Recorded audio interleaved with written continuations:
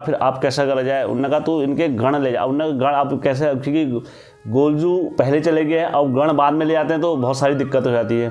तो बोला इनको एक कद्दू दिया, तो कद्दू में बोला इनने अपनी अंगुली काटी तो और कद्दू में डाली अंगुली। तो वो कि जब उनको भाइयों में होता तो वो कहाँ चले जाते हैं, वो प्लेन साइड में चले जाते हैं भावर। तो भावर में इनको क्या मिलते हैं, तांत्रिक मिलते हैं। तो बड़ा ही दिव्य और सुंदर अलौकिक मंदिर है वहाँ पर गोलू देवता का। आप जब देखोगे तो उत्तराखंड घूमूलो क्या टिहरी क्या मुनशारी, उत्तराखंड घूमूलो क्या टिहरी क्या मुनशारी। हाचू हम पहाड़ी नीचू। हर हर महादेव, जय वीरकारा बजरंगी। आप सभी पर बजरंगबली की और महादेव की कृपा हमेशा बनी रहे, आपके सब परिवार में, और सब कुशल रहनी चाहिए। जो आज की कहानी में लेके आ रहा हूँ आप लोगों के बीच में, दरअसल भंडारी गोलू देवता का नाम भंडारी गोलू देवता कैसे पड़ा, मैं उसकी कहानी लेकर आ रहा हूँ। भंडारी गोलू देवता बड़े परचूनी और न्यायकारी देवता हैं, और इनका नाम भंडारी गोलू देवता कैसे पड़ा मैं आपको बताता हूँ। दरअसल पहले मैं आप लोगों को थोड़ा सा इसमें क्लियर कर दूँगा कि बहुत सारे लोगों के मन में ये डाउट रहता है कि यार ये भंडारी गोलू देवता कैसे हुए, चमड़खानी गोलू देवता कैसे हुए, ये चितई गोलू देवता इनका नाम कैसे पड़ा, घोड़ा खाले इनका नाम कैसे पड़ा, और ये मतलब ये शक्तियाँ इनकी अलग अलग हैं, ये क्या अलग अलग हैं। लेकिन नहीं, मैं आप लोगों को बताता हूँ इसमें। दरअसल शक्ति गोलजू की ही चलती है, शक्ति एक ही हुई गोलजू की, लेकिन बस जिस भगत के लिए इनने उस टाइम पर वो काम करे होते हैं तो ये उसी नाम से अपना आप को व्याख्या कर देते हैं। अब मैं आपको बताता हूँ, जैसे महादेव के 12 ज्योतिर्लिंग हैं, जैसे सोमेश्वर ज्योतिर्लिंग, तो वहाँ पर सोमेश्वर ज्योतिर्लिंग नाम इसलिए पड़ा है कि वहाँ सोमनाथ, सोमेश्वर मतलब स्वयं चंद्रदेव ने आके वहाँ तपस्या करी है, सोमेश्वर ज्योतिर्लिंग। ओमकारेश्वर ज्योतिर्लिंग, तो ऐसी भगवान शंकर ने किनके नाम पर, भक्तों के नाम पर वो अपना ज्योतिर्लिंग समर्पित कर दिया। तो ठीक इसी प्रकार गोलजू ने भी हमारे यही लीला करी है उत्तराखंड में, कुमाऊं में। और गोलजू हमारे एक ऐसे देवता हैं, कोई आप मतलब बहुत सारे लोगों को मन में डाउट रहता है कि यार गोलजू हमारे कुमाऊं में ही पूजनीय होते हैं और ये कुमाऊं के देवता होते हैं। मतलब नहीं, आप इस धोखे में मत रहना। गोलजू राजस्थान तक पूजे जाते हैं हमारे गोलजू, और तमिलनाडु तक भी इनके मैंने वो देखे हैं कई, और नेपाल में भी गोलजू की पूजा करी जाती है। छोड़ो यहाँ इंडिया में तो छोड़ो, नेपाल में भी तक इनकी पूजा करी जाती है गोलजू की। तो बहुत सारे लोगों के मन में डाउट होता है कि यार गोलजू हमारे उत्तराखंड में न्याय करते हैं, लेकिन नहीं, जहाँ इनको न्याय करने का घात लग जाती है वहाँ चल देते हैं न्याय करने के लिए। तो हमारे गोलजू ऐसे देवता है, न्यायकारी जसकारी बोलने हमारे गोलजू को। तो उसी पड़ाव में मैं आज जो कहानी लेके आ रहा हूँ, ये गोलजू का 12वां अध्याय है मेरा। इनका नाम भंडारी गोलू देवता कैसे पड़ा, मैं उस अध्याय की ओर प्लान कर रहा हूँ आप लोग। और जिस किसी भाई ने, मैंने पूरी सीरीज़ देखी है कि कैसे इनका नाम घुघुती गोलू पड़ा, और भी कई प्रकार से जो इनके नाम पड़े हुए हैं गोलजू देवता के। मैं 12 अध्याय तक पहुँच गया हूँ। अभी मुझे आगे भी बहुत सारे लेके आने हैं गोलजू के, कि कैसे कैसे इनके नाम पढ़ते रहे और मंदिर इनके थापते रहे और इनके नाम से ये प्रसिद्ध होते रहे, अपने कुमाऊँ में जग विख्यात हो गए। तो इसी प्रकार से मैं आज जो लेके आ रहा हूँ गोलजू की कहानी, भंडारी गोलू देवता इनका नाम कैसे पड़ा। बोलो भंडारी गोलू देवता की जय। हे गोलजू महाराज, मेरी सदा रक्षा करना, और यदि मुझसे कहीं पर तुम्हारी लीला में कोई शब्दों में या टूटी या कुछ कमी रह गई हो तो मुझे क्षमा करना। तो मैं कहानी लेकर आता हूँ गोलजू महाराज की। दोस्तों, ये यदि आप लोगों को लगे कि यार ये एक अच्छी पहल है और हेम भाई के माध्यम से हमें कुछ जानकारी और अच्छी चीज़ें मिल रही हैं, तो आप मेरे चैनल को लाइक, सब्सक्राइब और शेयर ज़रूर करें, ताकि अन्य लोगों तक भी ये बातें पहुँचे और हमारे उत्तराखंड से जो पलायन हो रहे हैं लोग, वो हमारे देवताओं की शक्ति को जाने और पुनः अपने देवी देवताओं की पूजा स्टार्ट करें। मेरी यही एक रिक्वेस्ट है, और आप लोग इस काम में मेरा साथ दोगे तो अवश्य हम अपने लक्ष्य में सफल होंगे। दरअसल जो ये बात है, मैं आपको उस बात की ओर ले चलता हूँ, ठीक है। धुनोला सिरा गांव एक गांव था, तो वहाँ पर 2 भाई रहा करते थे जो भंडारी थे। इनका नाम मुझे हालांकि पता नहीं चला, मैंने काफ़ी प्रयास करा, लेकिन भंडारी थे इतना मुझे पता लगा है। तो मैं इनका नाम अपने हिसाब से इनका चिन्ह कर देता हूँ, राजू भंडारी और सुरेश भंडारी। तो जो राजू भंडारी थे वो बड़े भाई थे और सुरेश भंडारी छोटे भाई थे। जो सिरा गांव में था, धुनोली सिरा गांव में, तो दरअसल आप कभी यहाँ पर जाना चाहो तो मैं आपको थोड़ा रास्ता ही बता देता हूँ, आप किस प्रकार यहाँ पर जा सकते हो। आप यहाँ पर आने के लिए पौड़ी और बागेश्वर के माध्यम से ये सेंटर है, आप यहाँ पर आ सकते हो। पौड़ी और बागेश्वर के रास्ते भी आप यहाँ पर धुनोला सिरा गांव में पहुँच सकते हो और कहानी का जायज़ा ले सकते हो कि ये झूठ बोल रहा है सत्य बोल रहा है। उसके बाद क्या होता है, धुनोला सिरा गांव में जब 2 भाई थे तो 2 भाइयों में बड़ा प्रेम पूर्वक और प्रसंग रहता था, लेकिन समय अभाव चलता रहा। दोनों भाई बड़े हुए, जवान हुए। जवान होने के बाद जो बड़े भाई थे उनके मन में ज़मीन जायदाद की लालसा लेके, होता ही है दोस्तों, ये हमारे शुरू से प्रथा चली हुई आई है, राज प्रथा और छल कपट अपनों के साथ ये चलता है। और इसका परिणाम जब बहुत विकट होता है तभी जाके देवतों में बात पहुंचती है। तो जो भाई था इनका, बड़ा भाई, तो उनने क्या करा, अपने छोटे भाई की जब बंटवारा होने को आया तो बड़े भाई ने अपने छोटे भाई को सब चीज़ से बेदखल कर दिया। जो इनके पिताजी वगैरह थे वो सब स्वर्गवास हो गए थे। जब तक तो पिताजी थे तो सर पे वो दोनों भाइयों को बराबर का हिस्सा था, लेकिन जैसे ही पिता का स्वर्गवास हुआ तो बड़े भाई ने अपना राज्यस्थ स्थापित कर दिया और छोटे भाई को घर से बेदखल कर दिया। अब जब छोटे भाई को बेदखल कर दिया तो छोटा भाई बोला जाता काफ़ी परेशान हो गया। परेशान होते होते उसको कहीं से कुछ नहीं मिला। अब वो इधर उधर आटे खाटे बाना खाटा जाते रहा, लोते रहा, सब जगह करता रहा, तो उसको कहीं से किसी ने न्याय कर नहीं दिया। तो बोला जाता है किसी बुजुर्ग आदमी ने इनको एक सलाह दी कि यार ये तू कुमाऊँ जा और गढ़ चंपावत जा, और गढ़ी चंपावत से तू वहाँ से गोलजू को लेकर आ जा, तेरा गोलजू इंसाफ करेंगे। और गोयल को लेकर आना, गोयल बहुत इंसाफ, क्योंकि गोलजू का नाम शुरू से ही चलता है न्याय के लिए। कोई मेरा आज का नाम नहीं चल रहा है इनका, शुरू से इनका नाम चलता है न्याय के लिए। तो कोर्ट भी है, जज भी है, सब कुछ यही है। गोयल का फैसला कोई नहीं काटता। अगर गोयल ने जो फैसला कर दिया मामू का नाम लेके, तो उसके बाद क्या हुआ, ये चंपावत चलते करते बड़े दौड़ते काटते बढ़ते दौड़ते कहाँ पहुँचे, चंपावत पहुँचे। दरअसल जब आप जिनका नाम लेके चलते हो, आन भी अपने भगतों का इंतजार करते कि यार मेरा भगत आने वाला, मेरा भगत आने वाला है। तो वैसे ही गोलजू के वहाँ जब ये पहुँचे, पहुँचने के बाद गोलजू महाराज ने उनको अपने दर्शन दिए, सब कुछ दिए। तो वहाँ पर बोला जाता है सभा में, तो जो पुजारी वगैरह थे तो उन्होंने जब गोलजू ने कहा मुझे गोलजू चाहिए और क्या नाम कहते हैं, मैं वहाँ हमारे वहाँ ऐसी सी बात हो गई, और रोता अपना दुखड़ा सुनाते हैं। जब ये दुखड़ा सुनाते हैं वहाँ पर, दुखड़ा सुनाने के बाद क्या होता है इनको, अब गोलजू के तो आपको पता ही है, आँख मतलब दूसरों के लिए तुरंत आँख भर जाती है गोलजू की, और उनके आँख से खून के आंसू निकलने लग जाते हैं, जैसी रत्नाली आँखों में खून को हर गामा का कमर जानी कमर का बाका नो हर जानी खून सन्नारा आँखों मज रत्नाली आँखों मज रे सोना शारी बोला खून चढ़ी रहो। तो इस टाइप से गोलजू के आँखों में चढ़ जाता है। तो गोलजू को कहते हैं, तुम पुजारी कहते हैं तुम गोयल, वो कहते हैं मैं गोयल को ले आने आया हूँ, गोयल को ले आन दे मेरे को।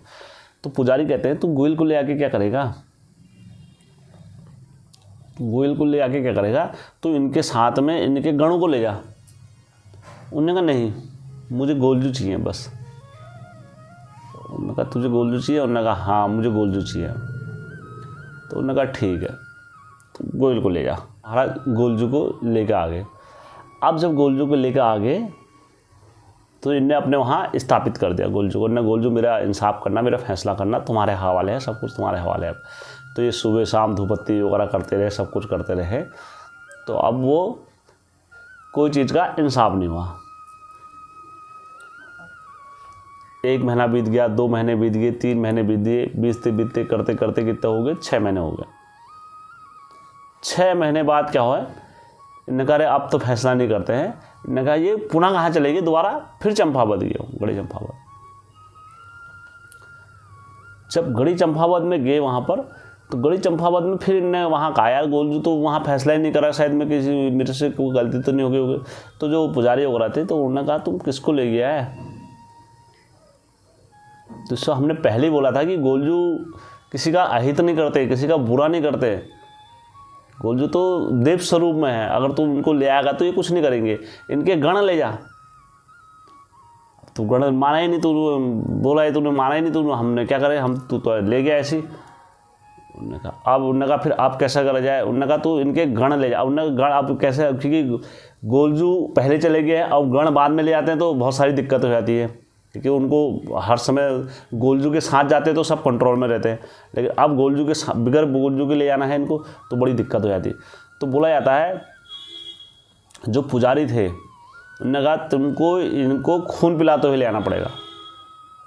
उन्होंने कैसे, तो अब जिनके गण बहुत सारे होते हैं, जैसे चोटिया हो गया और क्या नाम कहते हैं चोटी देवता हो गए और भनेरी हो गए, डाना हो गए, तो इस टाइप से इनके जो गण बहुत सारे गण में चलते हैं इनके गोलजू के।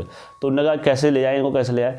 तो बोला इनको एक कद्दू दिया, तो कद्दू में बोला इनने अपनी अंगुली काटी तो और कद्दू में डाली अंगुली, तो वो उनको खून पिलाते हुए लेके आए। जितने गण थे उनको खून पिलाते हुए पिलाते हुए और जैसी पहुँचे ये सिरा गांव में और नीचे खट से कद्दू में से आवाज़ आई, बता कौन है जिनने तेरा वो करा है, खेत का वो करा है। तो फट से वो कद्दू फटता है और निकलते हैं गण वहाँ पर, और जो गण निकलते हैं तो उसके बाद जितने वहाँ पर हल जोत रहे थे भंडारी लोगों में, जितने हल जोत रहे थे तो वो हल जोतते ही सारे चढ़क गए, तड़ गए और सट जितने थे सबका स्वर्गवास हो गया। उसके बाद क्या नाम कहते हैं सब कुछ सही हो गया। इनने फिर अपना राज्य स्थापित करा और गणों को ऐसे छोड़ दिया। जब इनने गणों को ऐसे छोड़ दिया तो इनने क्या कर दिया, वहीं पर गण छोड़ दिए और अपना घर चलेगी। जब इनका फैसला हो गया तो सब कुछ, सब मर गया, अब तो मेरा राज आ गया, सब कुछ आ गया, तो ये अपने घर चलेगी। घर में जाके वो करने, 1 दिन हुआ, 2 दिन हुआ, तीसरे दिन से इनको परेशानी हो गई, ले दड़ादड़ परेशानी हो गई इनको। सरगा टाग सगा जानी, उठा जानी, इथा जानी, परेशान है नहीं। जब बहुत परेशान हो जाते हैं तो जब परेशान हो जाते हैं तो फिर जा के ये जागर लगाते हैं। जब जागर लगाते हैं तो तब आते हैं गोलजू अंदर से बाहर और तब अपने गणों को थामते हैं, सबको अपने गणों को थामते हैं। गणों को थामने के बाद उसके बाद क्या होता है, इनका सबका मंदिर बोला जाता है। फिर हमारा मंदिर थाप, यहाँ पर मंदिर थाप हमारा, अब जब तुमने ला तो गया है तो हम लोगों का, हम कहाँ रहेंगे गण, हम कैसे रहेंगे, क्या रहेंगे, तो उन्होंने कहा मंदिर थाप। तब फिर इनका मंदिर थापा जाता है। जब मंदिर थापा जाता है तो उसके बाद से ये मंदिर में स्थापित होते हैं और चोटी देवता बिल्कुल बाहर से स्थापित होते हैं। दरअसल अब ये एक कहानी हो गई, थोड़ा कहानी में मतांतर है तो मैं दूसरी कहानी भी रख देता हूँ आपको, ठीक है। फिर उसके बाद इनको स्थापित करते हैं वहाँ मंदिर में। अब दूसरे सिरे से ये होता है कि जब उनको भाइयों में होता है तो वो कहाँ चले जाते हैं, वो प्लेन साइड में चले जाते हैं, भावर। तो भावर में इनको क्या मिलते हैं, तांत्रिक मिलते हैं। तो तांत्रिक मिलते हैं तो तांत्रिक इनको क्या बोलता है, एक कद्दू देता है, ठीक, कद्दू। तो कद्दू में ही अंगुली डाल के, वहाँ से भी यही प्रोसेस है, कद्दू में अंगुली डालते खून पिलाते हुए लेके आते हैं चोटी देवता को। अब जब वहाँ लेके आते हैं तो चोटी देवता फिर फटते हैं और वही फिर गरुड़ उनको सबको मारते हैं। प्रोसेस वही है सारा। उसके बाद क्या होता है, चोटी देवता फिर गोलजू आते हैं, फिर गोलजू क्योंकि गोलजू सब देवताओं को साथ ले जाते हैं, फिर उनके घर में बुरा होता है तो दोबारा तांत्रिक के पास जाते हैं। उन्होंने कहा तुम साले सब देवताओं को बाहर निकालो, सब कुछ करो, जो देवी होते हैं तो उनको बाहर निकालो, तब जाके करेंगे। तब देवता बाहर आते हैं तो तब जाके गोलजू यहाँ फिर इनका फैसला करते हैं। तो तांत्रिक को भी साधते हैं और सब कुछ करते हैं। दूसरी कहानी के हिसाब से ये है, 2 कहानी है, थोड़ा मतांतर था मैंने, और लेकिन सिरा दोनों का एक ही है कि कहानी का निचोड़ अब एक ही है। अब यहाँ पर से क्या होता है तब बनता है गोलजू का भव्य मंदिर। वहाँ पर धुनौली सिरा गांव में गोलजू का भव्य मंदिर बनाया जाता है। अब मैं बताता हूँ तुम्हें मंदिर की खासियत। वहाँ जो अंदर मंदिर है तो वहाँ मंदिर के अंदर कोई नहीं जा सकता है। गोलजू है, गोलजू के साथ माता विराजमान है और वहाँ पर केवल दर्शन करने के लिए आपको बाहर से दर्शन करने हैं, आप अंदर नहीं जा सकते हो। बाहर से है चोटी देवता का मंदिर। आपको जो घात लगानी होगी, जैसा करना होगा, जो करना होगा, आप कहाँ लगाओगे? चोटी देवता के वहाँ पर घात लगाओगे बाहर से, और आपकी घात तुरंत तो वहाँ से सुन ली जाएगी। उनके दरवाजे में क्या बोला जाता है, उनके जो मंदिर है, उनके मंदिर में कोई दरवाज़ा तक नहीं है, खुला दरवाज़ा है। वहाँ पर आप आओ, अपनी घात मारो, कहीं से भी घात लगेगी और सीधा घात लगेगी, आपका फैसला हो जाएगा। इतना न्याय है वहाँ का, इतना न्याय है गोलजू का कि लोग जगह जगह से आते हैं वहाँ पर और अपना न्याय के लिए फैसला करके जाते हैं। अब मैं बताता हूँ चोटी देवता की पूजा। चोटी देवता इतने खतरनाक होते हैं, इतने मतलब अहंकार रूप में आते हैं, वो समझ लो जिस किसी पर भी आते हैं, न्योतार देवता पर जिस किसी पर भी आते हैं लड़के पे, तो सबसे पहले आते ही वो अपने शरीर के कपड़े फाड़ देते हैं, अपने कपड़े फाड़ देंगे और विकराल रूप में, और जो जन्नियों पहनी होगी, जो ब्रह्मफास की जन्नियों जो होती है, वो जन्नियों को तोड़ते हैं सबसे पहले और तब जाके वो नाचते हैं विकराल रूप में। क्योंकि ये गणु आते हैं ना, गणु में काफ़ी तगड़े, तो और ये अपने समान किसी को देखते नहीं, ये मतलब आहित करने में लगते हैं। अब मैंने यहाँ तक भी देखा कि जो कोई भी अगर इनको जैसे इनकी यात्रा वगैरह जो लगा देते हैं तो घरों में सुख शांति वैसे कम हो जाती है, क्योंकि इनके साथ एक शक्तियाँ नहीं चलती, कई शक्तियाँ चलती। बोला जाता है जो इनकी घात वगैरह जब ये अपनी पूरी वगैरह कर देते हैं तो जो ये बलि लेते हैं, मुर्गे की बलि लेते हैं, और जैसी मुर्गे की बलि देंगे और खट से लिंग में चढ़ाते हैं, जो वहाँ पर जो लिंग है इनका उसमें चढ़ाते हैं, और उसमें चढ़ाने के बाद छठ से वो बलि पूरी हो जाती है, मुर्गे की बलि, और ये मुर्गे की बलि लेते हैं अधिकतर। जब भंडारी गोलू देवता का वहाँ पर मंदिर स्थापित हुआ, सब कुछ हुआ, तो लोग वहाँ पर काफ़ी जगह जगह से आने लग गया। बोला जाता है जब आज भी वहाँ पर पूजा वगैरह जब होती है तो बोला जाता है जब अपने अपनी जगह से आते हैं तो 500 चूल्हे लगते हैं, 500 चूल्हों में से अलग अलग जगहों से आके वहाँ खाना पीना बनाते हैं। एक व्यक्ति क्या हुआ था, नेपाल से आया था, तो जो नेपाल में कहता है, नेपाल में भी इनकी पूजा करी जाती है गोलजू की, कि सांप के देवता होते हैं हमारे गोलजू। कोई ऐसे नहीं कि बड़बड़ाने वाले देवता नहीं होते, इंसाफ के देवता होते हैं। अब जब इनको नेपाली जब आदमी आया तो नेपाली आदमी के क्या करा, उसने काम करा दिन भर, तो किसी ने उसके पैसे छोड़ दिए। अब उसने कितना कहा, मेरे पैसे दे दो, मेरे पैसे दे दो, मेरे पैसे दे दो, तो किसी ने उसको पैसे नहीं दिए। उसके बाद वो कहाँ चले गया, गोलजू के वहाँ धात लगाने चले गया। जो गोलजू के वहाँ धात लगाई उसने, बोला जाता उसी रात को जिसने पैसे चोरे थे, तो रात को उसका घर हिल गया पूरा। तब दूसरे दिन उस सुबह उठ के उसके पैसे दे के आया नेपाली के, उन्होंने कहा मुझसे गलती हो गई, और तूने, तब जाके उनने गोलजू को वहाँ पर भेंट पकौड़ चढ़ा दिया। और ऐसी अनंत लीलाएं हैं। अगर आप भंडारी गोलू देवता के मंदिर में जाओगे तो बड़ा ही दिव्य और सुंदर आलोकित मंदिर है वहाँ पर गोलू देवता का। आप जब देखोगे तो देखते रह जाओगे।